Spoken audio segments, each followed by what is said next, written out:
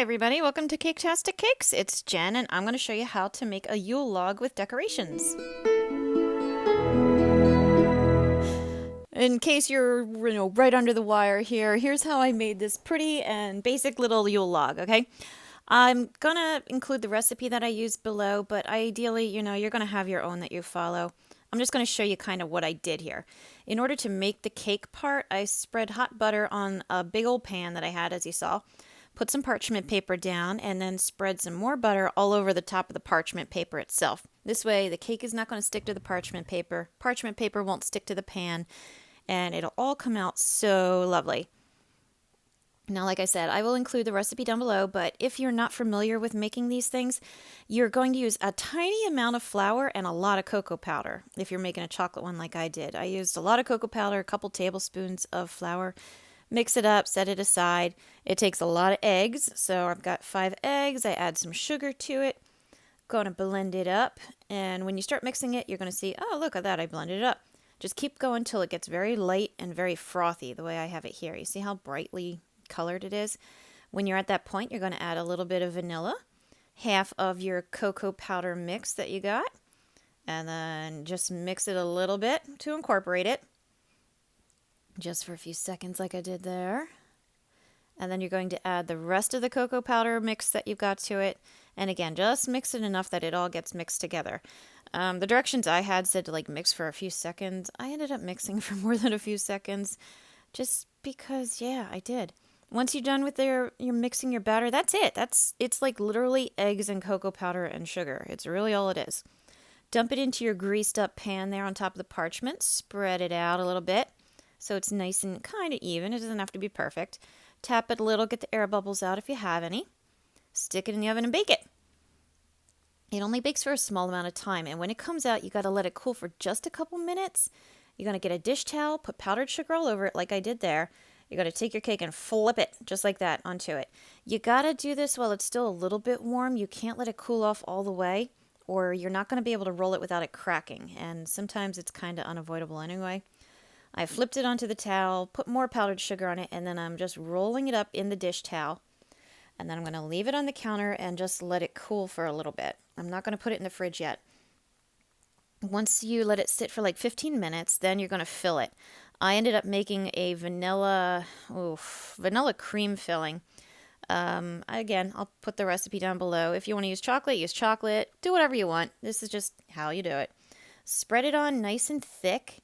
And then you're going to very carefully roll your cake back up with just the filling. Don't worry about the towel anymore, okay? You just have more laundry to do now. And then you're going to take your log that you've got there, wrap it up in saran wrap. Make sure you wrap it up nice and tight, nice and airtight. And then you're going to stick it in the fridge for a couple of hours. I had to put several pieces of saran wrap on it to make it work. I put it onto a cookie sheet just so I had more support for it. All right, when it was cooling, I made ganache. I used cream, heavy cream, and chocolate. You can see it was really runny there. If you put it in the fridge and stir it, put it in the fridge and stir it. So you see how thick it'll become? It'll thicken right up so you don't have to worry about it being all soupy and snotty anymore. After a couple hours in the fridge, everything is nice and solid. I took my bread knife there. I'm cutting off the end at an angle, however long or short you want to do it. Just do it. And that's going to become the basis for the log. So I put the big part in, put the piece I cut off at an angle, and it looks like every other log cake that you may have Pinterest or Googled so far. Okay, I'm taking the chocolate ganache that I made. That's nice and thick. It's not too thick. And if it does get too thick, just warm it up very gently and you can get it soft again, so it's not the end of the world. And I'm just starting to spread it. Spread it all over the outside, so even though, you can see I've got the cream there, the seam at the top, no big deal, because it's all going to get covered anyway. And then I'm using my little spatula to make grooves in it, just to kind of give it more of a rough bark look, rather than just, smooth and clean like you normally want your cake to be. And now I'm going to decorate it. I got some green icing. I'm using a little tip, just has a little hole. I'll put the numbers all in the description as well. And I'm just decorating it with little pine branch. I am just making little lines down one side and then little lines up the other side, and then I just started filling it in with more little lines, so it's kind of like stitches gone wrong or something like that. And yeah, just squeeze them out, squeeze out one line, squeeze down the other, and then fill it all in. Again, I'm doing one little green pine branch down each length of the Yule log. So there's the one going to the top, one going to the bottom, one going out to the side, with a total of 3. See that? And honestly, you got to do something with your log cake. Otherwise, it's very dark. It's not as colorful. Just doing this really brightens it up. I got a little bit of red icing that I'm just making little balls of icing just to give it some more color. And I know that pine trees don't make little holly berries, but hey, it's a secret, right? All right, I'm making ganache pine cones now. I know you can make them out of royal icing and that kind of thing, but I had extra ganache and I didn't want it, so I figured I'd make them into pine cones. So I'm going to show you how I did this here. I made a big blob in the center, and I'm using the tip that you use to make leaves, and I'm just squeezing out a little leaf around the bottom, and then do the next layer and the next layer up into the center. And where you have one layer of leaves, 2 leaves will be next to each other. So the next layer up, place your new leaf between the 2, so that way they're staggered. And just keep going up. It's hard to see. It looks like a big pile of poo, I know, but it actually is kind of cute. You'll see it in a second here when I'm done. But you just keep going up and up and up. Angle your little leaflets out and up so that it's a very open, so you can kind of see it there. It's a very open pine cone.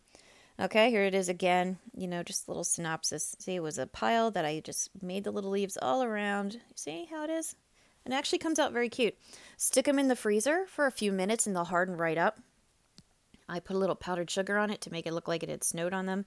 And then I realized I'm going to put them on the cake, so I didn't even have to do that quite yet. I made a big one and 3 little ones, so I put the big one and 1 small one on there. I stuck them on with a little bit of ganache that was still soft. I put the other 2 to the side of the log and sprinkle a little powdered sugar. And yeah, there you go. You got a really cute log cake, right? And the log cakes aren't hard to make, and if you decorate them, they become very pretty. So I hope you have a nice holiday, everybody. Thank you for liking and subscribing to those who have. If you haven't, please consider it. Check out my other videos, and as always, thank you for watching Caketastic Cakes.